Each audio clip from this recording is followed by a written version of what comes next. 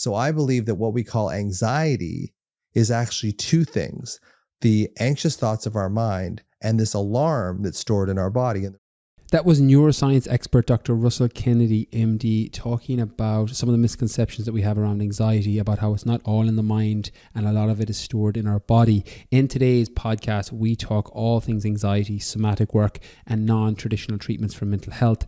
We talk a lot about psychedelics in this episode too. For those of you unfamiliar with either plant-based medicines or psychedelic-based treatments, we go through some of the foundational layers and problems with traditional medicine, from cognitive behavioral therapy, which is all talk therapy based, to prescription medication, all the way up to somatic work, feeding into your body, and psychedelics and non-traditional treatments for mental health in general. Today's podcast is very different to normal when it comes to anxiety, which I've covered quite a lot as someone that suffered from this for large portions of my 20s and a little bit in my early 30s. And we come at it from a very different angle, a very interesting conversation with an incredibly intelligent man who has an ability to break down points. And because of his also stand-up comedian background as a physician and a somatic intuitive certified yoga instructor, meditation teacher, he's got a lot of strings to his bow, which makes this a very enjoyable podcast. If you are listening for the first time, I'm Brian Keane, online fitness coach and nutritionist and 3-time best-selling author. I'm here to bring you all things expert guests when it comes to health, wellness, and mindset. And today's podcast is sponsored by my BKF online program. If you're looking to get in shape, physical shape, not so much your mind. If you're looking to get your mind in shape, then today's podcast is for you. If you're looking to get your physical body into shape, whether it's weight loss, fat loss, building muscle, toning up, getting a nutritional plan that works for your lifestyle and schedule, a training program that you can enjoy and stick to based on your goals, check out my BKF online program. It'll be linked in the description. And without further ado, here is today's podcast with neuroscience expert Dr. Russell Kennedy, MD, on anxiety, somatic work, and non-traditional treatments for mental health. Enjoy.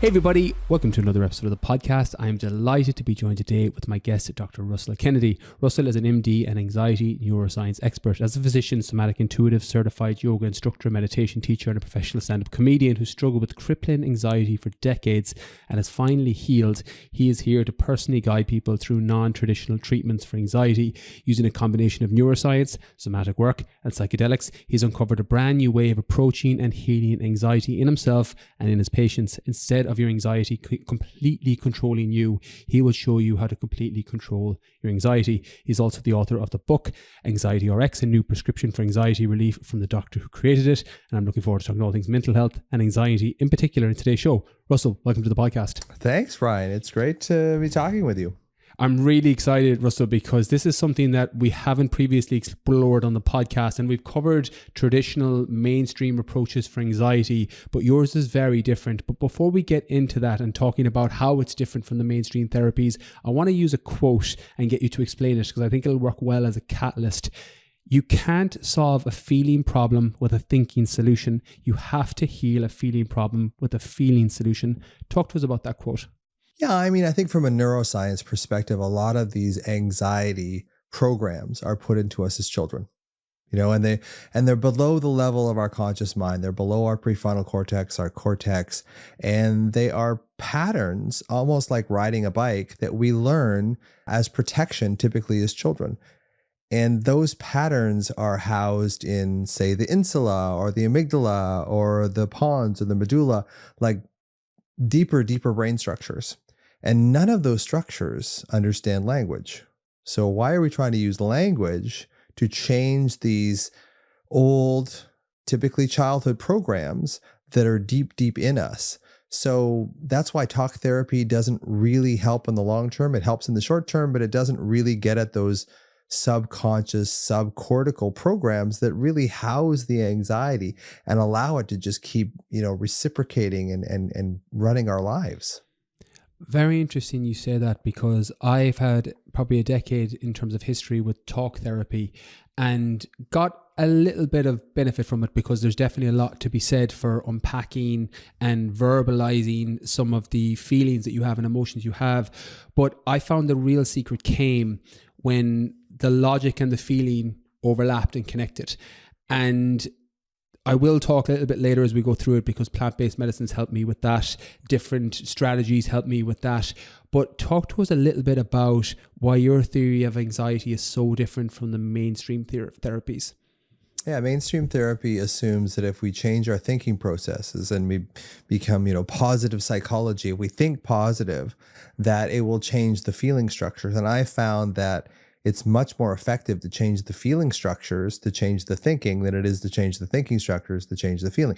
So CBT, cognitive therapies, are valuable, but unless we have the somatic base, the body base to put on those cognitive learnings, they're really just sort of temporary. So the thing that I am most take issue with cognitive therapy is that when we go into survival brain, when we go into protection mode and we start creating cortisol, epinephrine, norepinephrine in the brain and activating the brain, we shut off our advanced processes, our prefrontal cortex, our cortical processes. And if all of these strategies are in our cortical processes and we're taught that way, we shut off the part of our brain that we need the most when we need it the most, and CBT leaves us when we need it the most. Talk to us about the difference between having that somatic base and somatic therapy versus CBT, cognitive behavioral therapy, for anyone that's unfamiliar with the difference. Yeah, so cognitive behavioral therapy really focuses on taking a cognitive look at your worries, changing the way that you perceive things, sort of structurally, mentally, whereas somatic therapy says, hey, this is deep in us.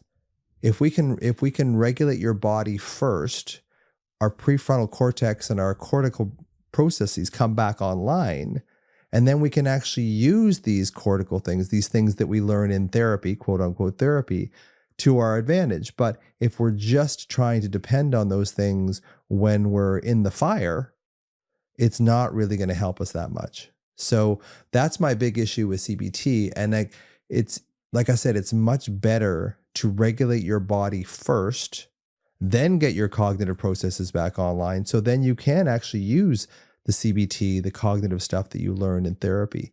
But if you go into survival brain, we lose that ability to be rational, to be cortical, to be reasonable in that. And in a lot of respects, I think that we regress back into the time that we created the trauma in the first place, or the trauma was created for us in the first place. So we regress back into that frightened 6-year-old who doesn't know if dad's going to get drunk or mom's going to hit them or whatever. So we regress into this sort of younger version of ourselves that isn't that cortical to start with.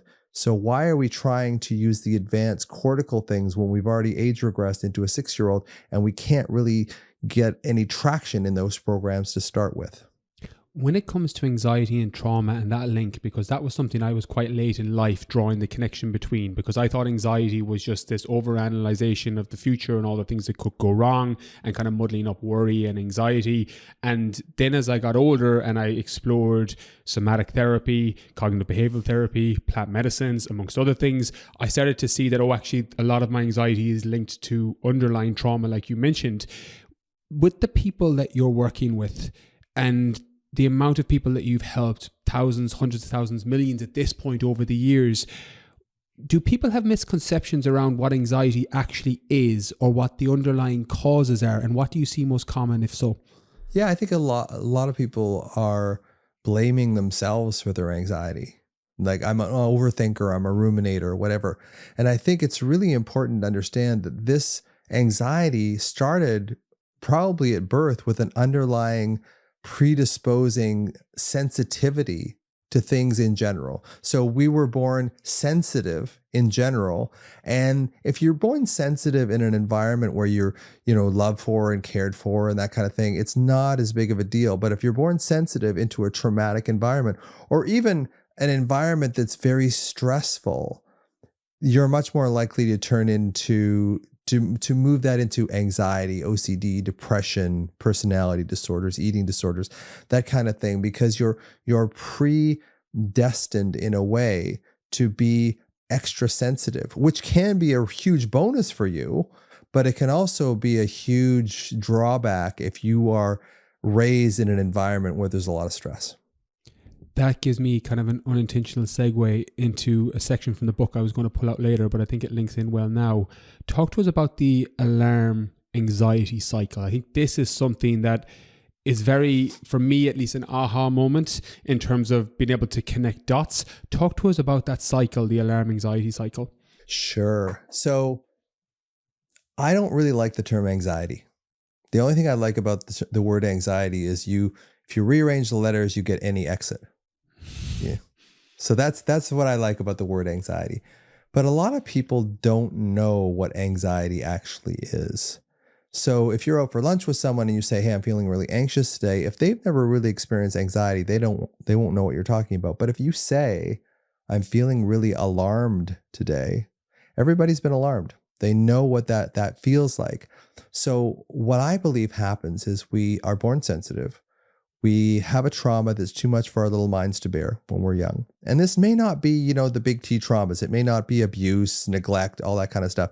It could be just that you didn't get your needs met as a child, or that you grew up with a smartphone as opposed to an attuned parent. You didn't get that face-to-face social engagement system built in your system strong enough to soothe yourself or to soothe others. So this alarm sits in our system. And this is the premise of Bessel van der Kolk's book, The Body Keeps the Score, as well. So we have this alarm that's held in our body, or it's held in the brain's representation of the body. So, when people say, oh, trauma is stored in the body, it may actually still be stored in the brain, but in the representation of the body in the brain. Places like the insula, places like the somatosensory cortex, places in the brain that refer to the body may actually hold trauma as well. So it feels like it's in your body. So when you go through a breakup, you feel heartache. You actually feel pain in your heart area. And this is kind of what I'm talking about in a larger scale. There is this alarm that's stuck in us from childhood. And the brain is a meaning-making, make-sense machine. And it doesn't like uncertainty. So what it does is it feels this alarm that's stuck in our body from abuse, loss, abandonment, rejection, bullying, having to mature too early, all these alarms that I talk about in the book. And that alarm resonates through our whole system. And our brain, through this process called interoception, our brain is always reading our body. So if our brain is reading our body and it detects this alarm sense, this alarm energy, it's got to do something with that. So it's not going to make up stories of puppies and picnics and cookies. It's going to make up stories of, oh my God, is my relationship collapsing? I hate my job. It's going to make these stories. And because you made those stories up in your mind, they automatically get credibility. So the underlying issue is this alarm that's stored in your body, or the brain's representation of the body, doesn't really matter which one. And that charges up the thoughts of the mind. And through a confirmation bias procedure, we focus on the stuff that's already negative in our lives, which makes the alarm worse because that alarm probably started with trauma in the first place. So we create our own trauma in the anxieties of our mind, which aggravates the alarm in our body, and the alarm in our body aggravates the anxieties of our mind, and we get caught in this loop. So I believe that what we call anxiety is actually two things: the anxious thoughts of our mind and this alarm that's stored in our body. And the reason why our therapies haven't worked that well is most traditional therapies are only treating the anxiety of the mind, when really the underlying problem is this alarm that's stored in our body. So the analogy that I draw is that you're in a rowboat, there's a hole in the rowboat, it's filling up with water. You can bail water out, which is basically like doing cognitive therapy, trying to think positive. But you're always going to be bailing water unless you go under and fix that hole in the hull, which is basically resolving that alarm in your system. And psychedelics do that. Deeper therapies kind of do that. Somatic therapies kind of do that. They go in and they sort of unearth this alarm that's stored in our body, and they resolve that alarm. And when the alarm is resolved, the anxieties just disappear because they don't have anything to feed them, or the anxieties just don't have that resonance anymore. You might get anxious about something, but you just don't believe it. It's like, yeah, that's kind of ridiculous. I'm not going to believe that. Do you remember your aha moment when that loop became broken I remember mine as somebody that's had a history of anxiety and mental health, and it was plant-based medicine. And this is a recommendation for people to jump straight into psychedelics or plant-based medicine. Definitely not. But for me, there was a moment when I thought, oh my God, I could feel that I'm choosing all my misery. I'm choosing this anxiety. I'm choosing to feel this way. And I was like, fuck that. I was like, I don't want to do this anymore. I was like, I don't want to live like this anymore. And I remember it was a feeling versus just a logic. Did you have any equivalent aha moment in your journey that made you think, okay, this is time to break the loop and this is how I'm going to do it? I think my big aha moment was in 2013 when I ruptured my left Achilles tendon. And I was already burned out of medicine. I always felt like in medicine, we were just treating things with pharmaceuticals. And I was really frustrated with that. And I ruptured my tendon and it was like, okay, I'm going to take some time out of medicine.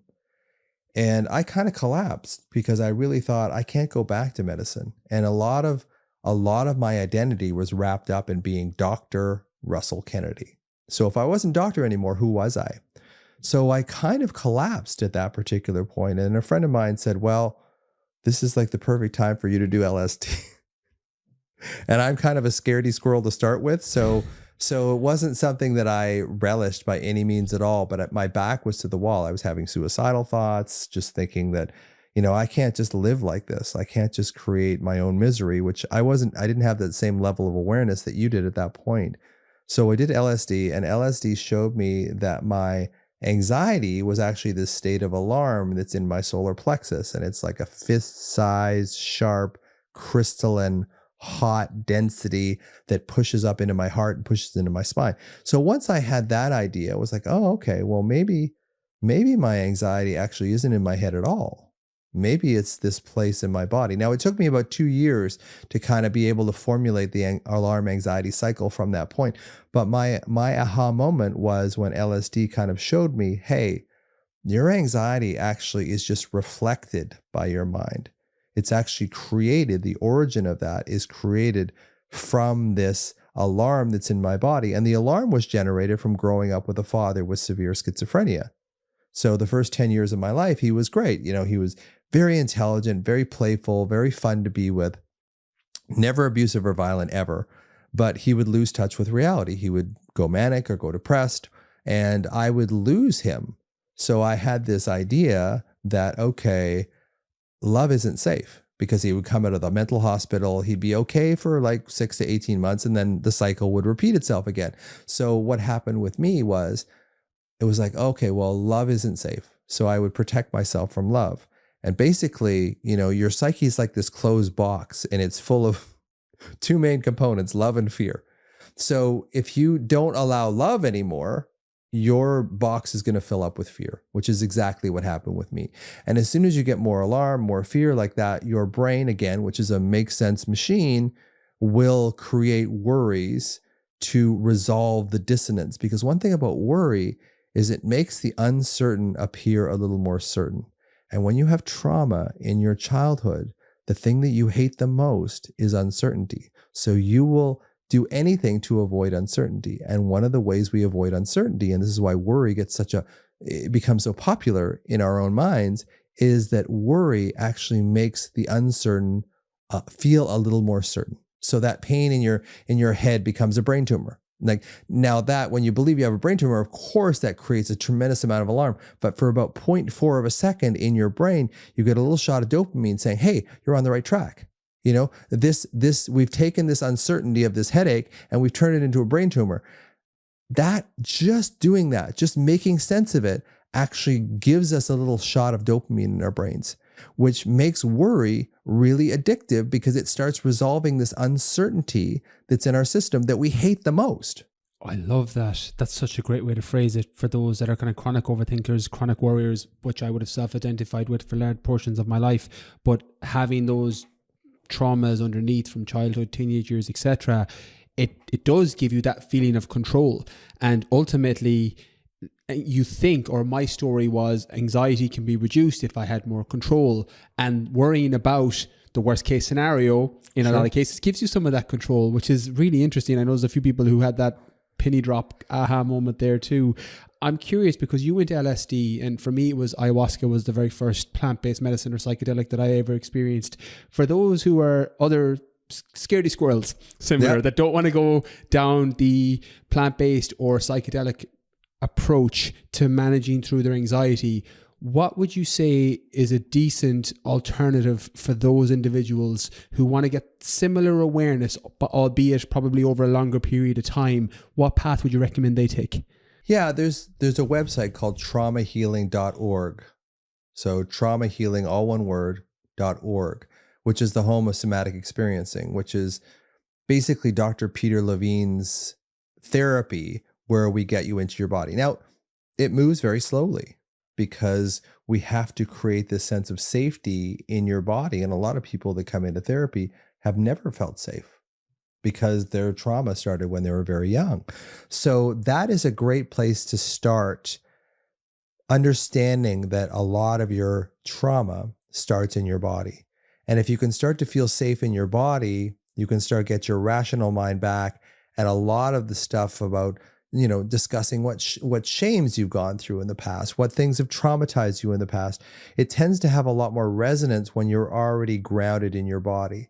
If you're already kind of freaked out, talking about things may help in the short term because you have this connection with your therapist or whatever, but it doesn't really have that foundation. It's like building a skyscraper without a solid concrete foundation. And somatic experiencing is the type of therapy that I'm trained in, as well as some other therapies as well, that really create this sense of safety in the body. It takes a while, especially if you've had trauma. But creating that grounding is basically pouring that cement foundation. And then once the foundation is there, then you can look at things like, microdosing. Then you can look at things like ayahuasca, psilocybin, even MDMA. And MDMA is getting a lot more popular now with couples therapy and to some extent anxiety. But it's not a place that I really recommend people start. I really recommend just getting the awareness that, hey, this anxiety that you have is more body-based than mind-based. And B, stop blaming yourself because it's just the way you're wired. Your anxiety is not a pathology. It's basically you have a sensitive nervous system. You had trauma that was too much to bear, even if it wasn't classic big T trauma, but you didn't get enough of your needs met. You didn't feel enough love and connection when you were younger to feel that safety in your body, to allow that grounding to be there. So you search to minimize uncertainty as sort of a poor cousin to actually really feeling your own body and being centered in that body. That's how we heal. We heal through a body-based. We don't heal through some, intellectual revelation, although those revelations can lead us into something that's a little more meaningful. Out of curiosity, and I'm trying to picture my own timeline and journey, because I was extremely resistant to the body first approach. I know in your book you talk about the body trumps the mind, and I was all about the mind. I was like, it's anxiety. I have a problem with my brain. I need to outthink this. But coming back to the quote we had at the beginning, and I was so resistant to the body, partly, Russell, because I couldn't feel anything. I had history of, gut issues and IBS and stomach problems and all of that, but I never drew dots or connected the dots between those things. And I would do therapy and they'd be like, where are you feeling in your body? I'm like, I don't know. I'm like, it's in my head. Like I'm anxious. It's in my head. What do you mean it's in my body? For those who are similar, going from 0 to 1, I found the most difficult part. I thought once I got in tune with my body and realized that, actually I'm stored it in my solar plexus, or I can feel this in my chest, or, I'm getting a stiffness in, my shoulders and my neck. Once I got over the first hump, 0 to 1, I found it a lot easier, but I really struggled with that initial start. For those who are listening, who are similar, who have now established, okay, it's not necessarily a mind problem, it's a body problem, but I don't know how to check in with my body. What would be some guidance you'd offer them to get from 0 to 1? Usually I get people to focus on your body when you are anxious. So when you're ruminating, when you're caught up in worries, it's like, okay, can I get out of my mind and actually just scan my body? Just see if there's something. Now, LSD did this to me on steroids because it showed me that this was here. Now, there's a lot of resistance to going in your body, because if you think about it, when we hold trauma in our bodies as children, the reason we go up in our heads and worry is to escape that alarm that's stored in our body. So there's going to be some resistance to going into your body because that's where the pain is. And I believe that anxiety is fundamentally a mind-body disconnect. So you live from the neck up, you divorce your body in a way, and an adult self, child self disconnect. So the adult in us, or as we get older, teenager, whatever, we start rejecting that child because the child holds all our pain. And the child starts going, well, if you're not going to support me, I'm going to freak out even more, and I'm going to alarm you even more. So that's why a lot of people, I think, really resent this term, the inner child. And I did for a long time. And I mean, trained as a medical doctor, we don't, if you went into your medical doctor and say, my inner child is upset, your inner child would get some Zoloft is what your inner child would get, so that's what would happen.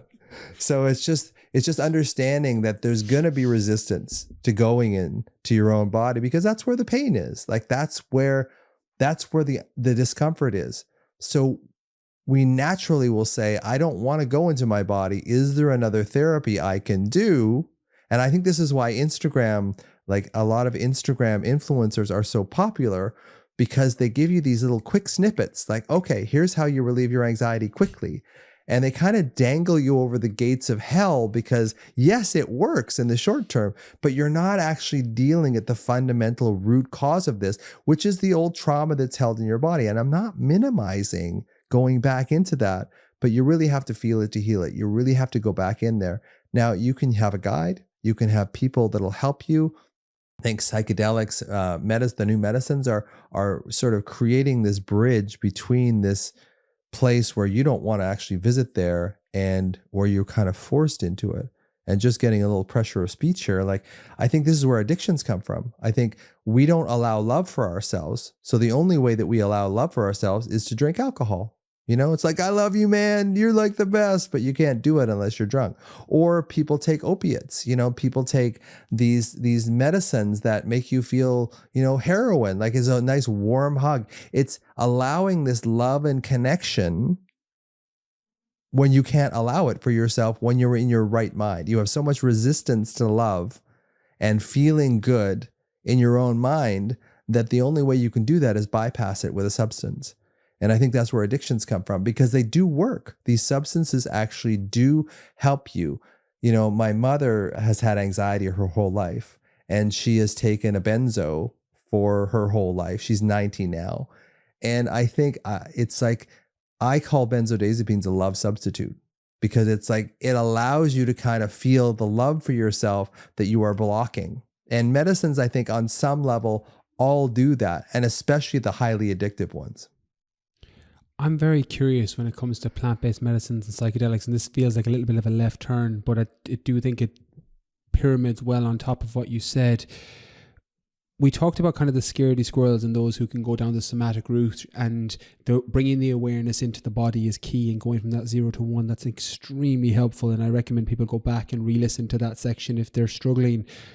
Do you think, and you are the best person, this was literally one of my questions that I'm dying to ask now, do you think psychedelics, any of them, whether that is ayahuasca, psilocybin, MDMA, LSD, I know MDMA is slightly kind of not exactly psychedelic. It's not classified as a psychedelic, yeah. Ketamine, which is more of a dissociative of the psychedelic, but it's all semantics really in a way. With those, do you think they're shortcuts? And when I say shortcuts, I'm trying to think about myself in my 20s when I was at the worst part of my anxiety. I used to get really bad anxiety attacks when I was 26, 27. And I was unaware of the alternative medicines. I was unaware of any plant-based medicines, or I was, at least if I was aware, I was too afraid to do them. But I'm trying to think, if I did them at 27, would they have served me and helped me? Or did I need to go down the path of CBT, somatic work, build all my tools, and then bring them into some of those trips and journeys? From your experience, do you think it works well as a shortcut, or is it really a part of the journey, but not at the early stage? You need to go down, read your book, consume your content, go to therapy, do the somatic work, bring in the tools, and then potentially bring in the psychedelics in terms of the order? Or what's your professional and even personal viewpoint when it comes to the timing of things like psychedelic treatment? Well, definitely read all my content for sure. Like that's 100%, which they'll all be linked in the description in the show notes. Yeah, exactly. I think there's no right answer for everybody. I think in a way, when you say the psychedelics are a bit of a shortcut, I think that's true on some level. And, you know, some people will do psychedelics and it will be amazing right from the start. Some people will do psychedelics and it will be the most horrendous experience of their life. Like it was ayahuasca for me was hands down the scariest thing I've ever gone through. So I think there's something to be said. You know, one of the things in medicine is that we have this thing about, you know, start low and go slow, like, you know, because we were very pharmaceutically based. So we start at a low dose and we slowly kind of ramp it up. And I think in mental health, it's good to have some kind of foundation rather than, you know, shooting yourself out of a cannon, you know, going into. Now, the middle ground of that is microdosing. So microdosing psilocybin has become very popular. And I think there's something to be said for that, because I think it's kind of like psychedelics light. It gives you an idea. It spaces you out. You know, the thing about psychedelics is that it separates kind of the conscious or the separation from the conscious and the unconscious get kind of blurred. So you go into this kind of dreamlike state where your unconscious and your conscious are kind of melded together. Right. So you also feel that the self and other barrier is also kind of dissolved. If you look at the way psychedelics work in the brain, they actually act on this place called the default mode network in the brain. And the default mode network is one of those places that we go into in kind of this daydreaming state of our mind, where things become kind of possible. Now, when we take a psychedelic, we dissolve that barrier of self and others. So this is why people say, I felt one with the trees. I felt one with everything. And it also sort of separates the conscious or takes the separation from the conscious. So you go into this very dreamlike state, like you can fly things, you know, you can breathe underwater. This stuff that isn't true in reality can be true because the unconscious and the conscious have been blurred. Now, a lot of our trauma is held in the unconscious. So we may actually visit our trauma. So this is why I'm not a big fan of getting back into your question for people with anxiety, because typically people with anxiety hate uncertainty and kind of really focus on control. The thing that the psychedelics will do, LSD, psilocybin, ayahuasca, they take away your sense of control. They take away that sense that you can actually reach out and grab something. Everything sort of starts to meld into the self. And it can be terrifying because you may actually visit your trauma, whether or not you were, you know, physical, emotional, sexually abused as a child. You may visit that trauma full on because there's no control barrier left. So I think there's something to be said to start with things like somatic therapy, to start with internal family systems therapy. That said, these things are expensive. You know, it's $150 an hour, or, you know, 100 pounds an hour to do these things. So in a way, microdosing may be one of those things that kind of bridges the gap between, you know, firing you out of a cannon or sort of taking this very slow approach of starting to regulate yourself in your body. So like I said, there's no right or wrong answer for everybody, but I would say that if you have strong anxiety, I don't really recommend going into psychedelics as your first line of therapy, because they will take away your sense of control. And often those of us with really bad anxiety have this sense of control because we worry. Our worry becomes a sense of control. There's what I call the 3 W's of worry, which is warnings, what ifs, and worst case scenario. Like it just gets worse and worse and worse. So our worries become this sort of familiar pain for us. You know, it's like that t-shirt that says, I'm in my own little world, but it's okay. They know me here. Right? So worry becomes familiar. So it's a pain we know. Now it gets out of control on us sometimes, but it's a pain that we know. It's a form of certainty. It's painful certainty, but we see what's the saying. It's like worriers prefer the certainty of misery to the misery of uncertainty. Why do you think, and I love that quote, we get addicted to pain? Now, again, I know I'm projecting and putting my own kind of bias on this, but that painful certainty, even though you know it's not serving you, because I don't think I've ever sat down and thought, oh my God, I'm so glad I'm anxious now. Like this is like, that's never happened. Yeah. I'm always like, oh geez, I wish I didn't have this, but it's familiar and it's a painful certainty. Why do you think we can become, and I would say addicted to it is the correct terminology for me, because I wasn't able to break the cycle or loop. Why do you think that happens, Russ? Well, there's a part of our brain called the periaqueductal gray in the brainstem, and it secretes endorphins and enkephalins, which are kind of like the brain's natural opioids. Now, I believe that when we worry and we scare the crap out of ourselves, that it activates that area. So we actually start secreting our own brain's natural morphine as a way of assuaging some of that pain. And those chemicals are addictive, like opioids are addictive, for sure. Opiates, like morphine and that sort of stuff. That the difference between opiate and opioid is within the body. Opiate is something that's, synthetically created outside of our body. So I think there's a combination of dopamine. We're on the right track. We've made the uncertain a little more certain. And this sort of endorphin and enkephalin rush that we get from worrying. So we kind of get addicted to the chemicals of worry. And this is why worry is so hard to release, because it's painful. But for the first 0.4 of a second, the worry actually creates a state of, I'm not going to say calm, but a state of dissociation in our mind that we find pleasurable, because it's a lot more pleasurable to stay in that sort of dissociated state than it is to actually go downstairs and visit the alarm that's in our body.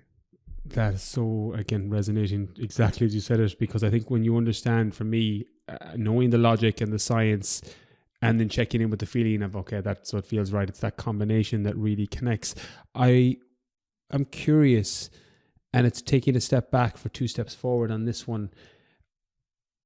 Because of your personal story, and we haven't gone into it in great detail here, but the book has, for anyone that wants to check it out, it's early on in the book where you talk about your trauma, your challenges, and then becoming a doctor and onwards. So people can check that out off the back of this podcast. But I am curious if you could go back to your early days when your anxiety was at its highest, would you have taken a different path, or do you think it fell in line at the right time? Particularly when it came to the LSD, the psychedelics, that side of things. If you could go back, would you have done that earlier? I think I suffered for a long time because I didn't know there was other options. And I was also afraid of like I knew of the psychedelics for sure. But it wasn't until, like I said, that I ruptured my left Achilles tendon and I was out of medicine, because I think on some level, medicine was my saving grace.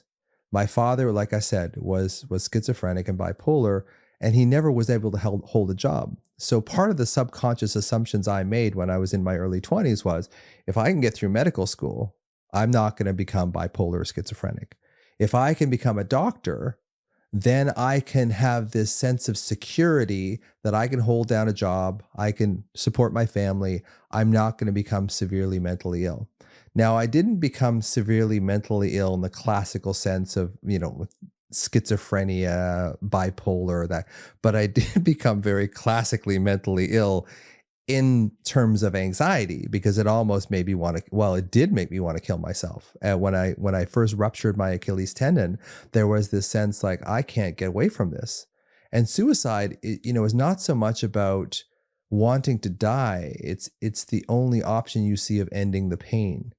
And the thing that I tell people about suicide is there is a way out, but you just can't see it. You're kind of in this dark room. There's a light on the other side of the room.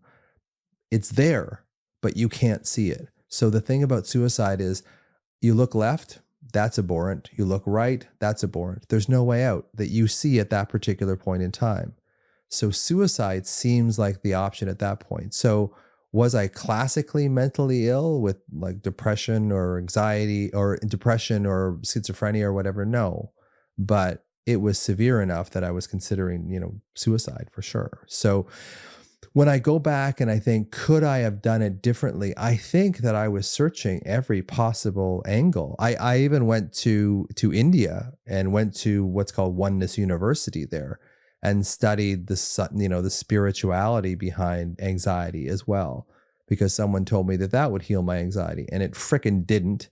I spent thousands of dollars and, got dysentery and all that kind of stuff that as one does in India.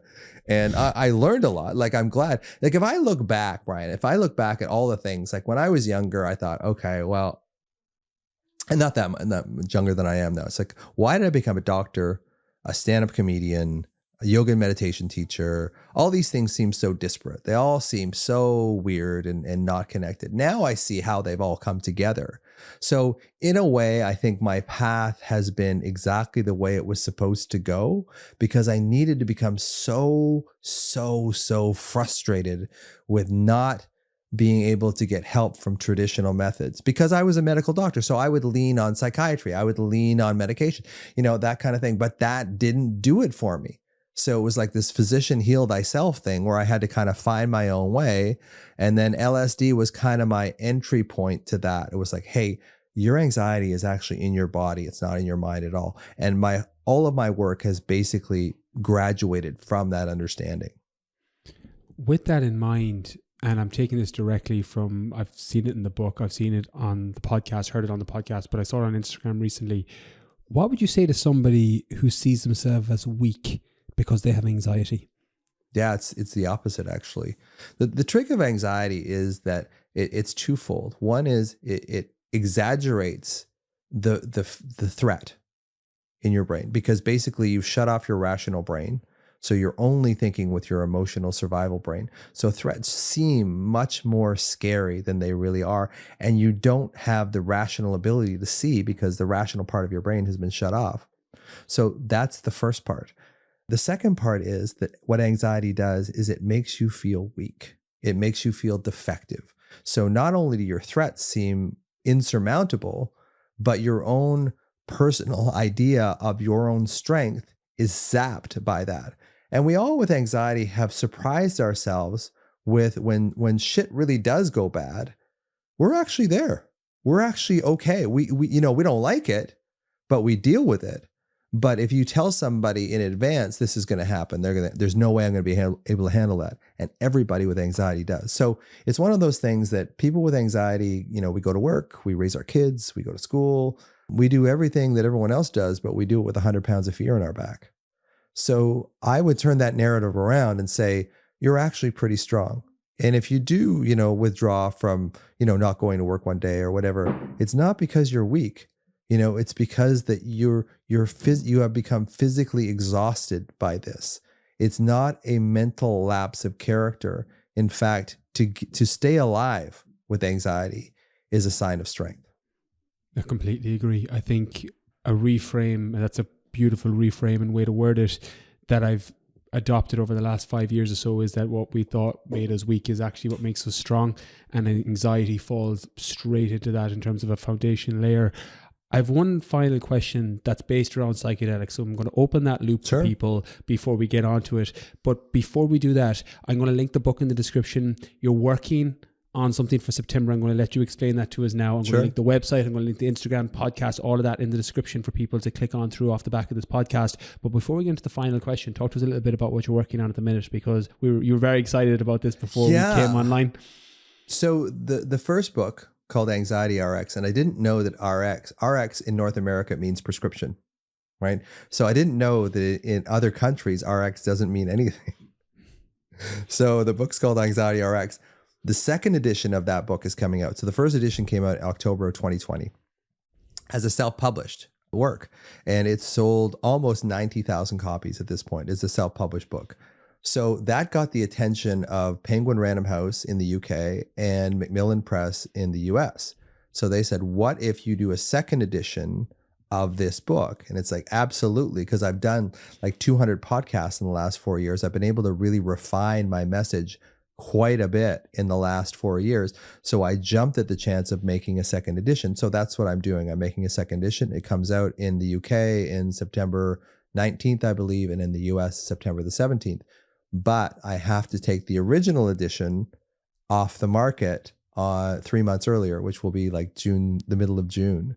So the first edition is kind of like a lot of my own story, a lot of like, you know, my relationships and how they were affected by my anxiety and you know, medicine, going in medicine. And there's still a lot of storytelling in the second version, but the second version is a lot more centered on the reader. The first edition was kind of like my story, almost a medical biography kind of, with a lot of hints about how to deal with your anxiety. The second edition is a lot more practical. It's a lot more, if you have anxiety, here's the thing. The thing starts with the anxiety toolkit, which are 7 things that I have found most effective in all my anxiety patients, like 7 things. And I also have an online program called Your Mind Body Prescription for Permanent Anxiety Healing, which I call MBRX, which I make affordable for people. Like, it's less than the cost of one therapy session. It has meditations in it. It has something called the Yoga Nidra, because as I said before, anxiety is a separation of mind and body and adult self from child self. So the Yoga Nidra is kind of like, it puts your adult self and your child self in a very compassionate connection with each other. And that, I think, sets the foundation of being able to truly heal from anxiety rather than just learn how to cope with it, which is what we do in allopathic medicine. Is we teach people how to cope. We don't really teach them how to heal. So the second edition, so if I was with anxiety right now, if I wanted to read a story about anxiety, I would get my original book before the 15th of June. If you want to read about how to really help yourself with anxiety, that's the second book. And the second book in the UK will come out, and it will be called The Anxiety Prescription, because RX doesn't mean prescription in the UK. So it'll be called The Anxiety Prescription by Ebury Press, which is Penguin Random House, which is the same people that publish Gabor Mate and Peter Attia and Oprah and Deepak and all those people. So I'm really happy to be in that particular little group of people for sure. And I'm working on it right now. Just before we came on today, I'm doing the final read of the manuscript before I send it back to the publishers to kind of send it back to me so I can do the audiobook. So I'm really proud of it. The second version is the best work I've ever done. It's allowed me to really hone my theories and ideas of anxiety, which are very different than traditional allopathic medicine. But because I think the reason why I'm an expert is not because I'm a medical doctor, or I've got degrees and background in neuroscience and developmental psychology and all that kind of stuff. It's because it almost killed me, because anxiety almost killed me. And I had to heal myself. Because everybody I relied on to heal me, like specifically in allopathic medicine, didn't. So I had to find ways of actually healing myself. And it's really my journey to healing myself. And my goal with the book is that you don't have to suffer with anxiety the way that I did, because it almost killed me. And the high end of your mess becoming your message. And although it's unfortunate that you had to go through it, now it's helping so many people find exactly what toolkit and what methodology and what system they need to follow and framework they need to follow to move through it. So I'm so grateful, not that you had to experience it, of course, it's not, you wouldn't wish that on anybody, but that you've came out stronger and now you're paying it forward for those that are listening and for everybody else. So I'm going to link the book obviously in the description for people who want to check it out, but also stay tuned for September when the second edition comes out. Dr. Russ, I have one final question, and this is for the psychonauts listening, those who are into the psychedelics, who are either curious about it or have experienced some form of psilocybin, ayahuasca, LSD, anything along those lines. If I said to you which psychedelic people should consider starting with if they have anxiety, and this isn't a recommendation, this isn't an RX, this isn't a prescription, this isn't for people to go out and go on whatever is recommended or mentioned here, apologies. But out of curiosity from your expertise, because you are one of the best people on the planet to ask this question to, which either plant medicine or psychedelic-based medicine, and you can put MDMA and ketamine and all of those into this bracket, which one, either microdosing or full trip dose, would you recommend people look into first if anxiety is something they struggle with? I know it's a bit of a Pandora's box because of context, but talk through it.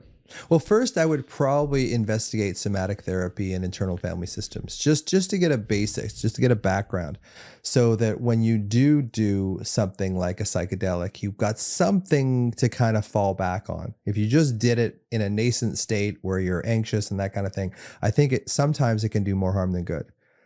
That said, if I was going to start with something today, I'd probably start with microdosing psilocybin, really small doses of it, just to because it is this kind of strange, spacey feeling where it's like, I don't feel anxious.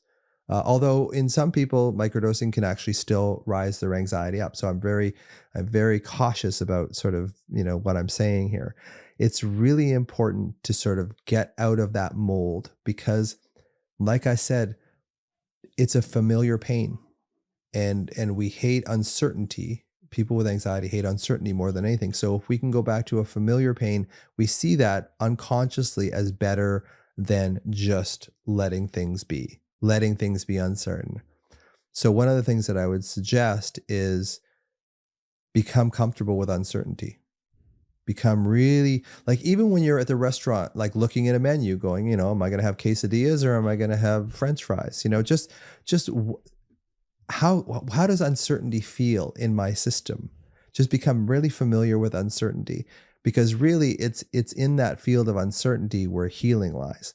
And what psychedelics do, I believe, is they create this massive sense of uncertainty that allows the foundation of something new to grow. So you need that foundation first. And that's why I kind of recommend sort of getting into somatic therapy or something to sort of ground yourself first. And then I think the introduction would be something like, microdosing psilocybin. The other thing would be MDMA. MDMA it's not that it separates your mind into a million little pieces. You're still quite rational all the way through MDMA. But MDMA, you need a really good guide. And for some people, the things that you learn on MDMA translate into your daily life. For other people, it seems like, okay, I took this MDMA, I felt love for myself, everybody, but when the MDMA was gone, so was the feeling. So it's kind of like getting into this place of uncertainty and being okay with it, because realizing that if you're worried, if you're anxious, really what you're doing is you're trying to avoid uncertainty. So if you can start embracing uncertainty, that's kind of, I believe, the foundation to healing. Because if you can't allow yourself to feel uncertain, you're always going to go back to the familiarity of worry. And I think that's kind of the basis of that. So microdosing psilocybin, I think, is a reasonable option. I think MDMA is also a reasonable option to start. But again, it's a lot of these things are like hitting an ant with a sledgehammer. Like there's a lot of power behind them. So that's why I think overall, if I had to do it again, it would be probably something along the line of microdosing psilocybin as opposed to, hitting it with a sledgehammer with LSD, which is what I did. I think that's an amazing way to finish, and a metaphor and a analogy that I'm definitely going to use, and I would credit it to you anytime I do, Dr. Russ. Thank you so much for the work you're doing. Really excited for the second edition of the book when that comes out, especially on audio, because I'm an audio first. I like physically reading too, but I'm a big audio fan as a podcast listener, and I will link everything we talked about in the show notes for people. I highly recommend going out and checking out your social media channels as well, which will also be linked in the description. Dr. Russell, keep doing what you're doing. Thank you so much again. Thanks, Brian. That was neuroscience expert Dr. Russell Kennedy, MD, on anxiety, somatic work, and non-traditional treatments for mental health. Very different episode. I'm really glad we got to talk about this on today's podcast and coming at it from a slightly different angle when it comes to those traditional and non-traditional treatments for mental health. As a reminder, today's podcast was brought to you by my BKF online program. If you are looking to get in great physical shape and you are interested in working with me as your coach, then check out the link in the description. If you are a long-term listener to this podcast and you haven't left a rating and a review, please do that at the back end of this episode. It helps massively with me bringing on other great guests like Dr. Russell that can help you with your journey. That's everything from me from today's podcast. Thank you so much for listening. Get you all next week.